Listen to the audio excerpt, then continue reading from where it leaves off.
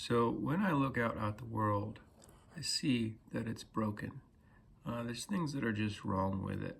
And when I see those things that are wrong, my heart says that's not right.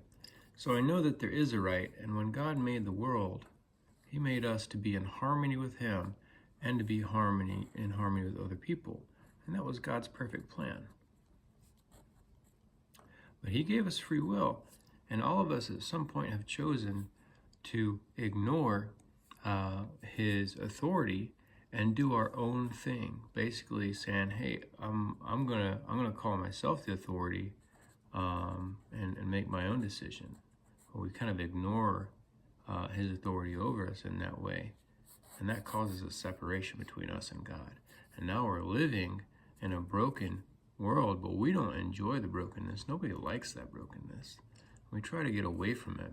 We might put our identity in a job or in a relationship, if I get that perfect relationship, or even scrolling on Instagram, just kind of get some distraction. But those things never fix the problem, because the problem is separation from God. We find ourselves back in that brokenness. And if we stay separated from God, then that brings death. Because God is the source of life. So He loves us and wants us to be with Him, and so He sent Jesus.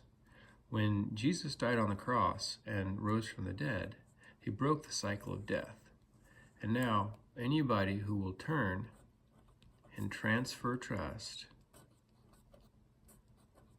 from what they can do to what God did on the cross, then that person will be restored back to harmony.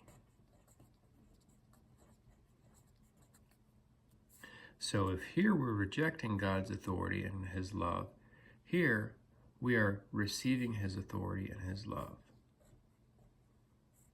And there's two types of people. The first type of person is trusting in what they can do to be right. So whatever coping mechanisms, they trust in what they can do, whether they're praying or going to church or reading the Bible or whatever thing, they're trusting what they can do. The second type of person is trusting what God did. And they trust that God is going to save them and take care of their sin and draw them near and restore them to right relationship with Him.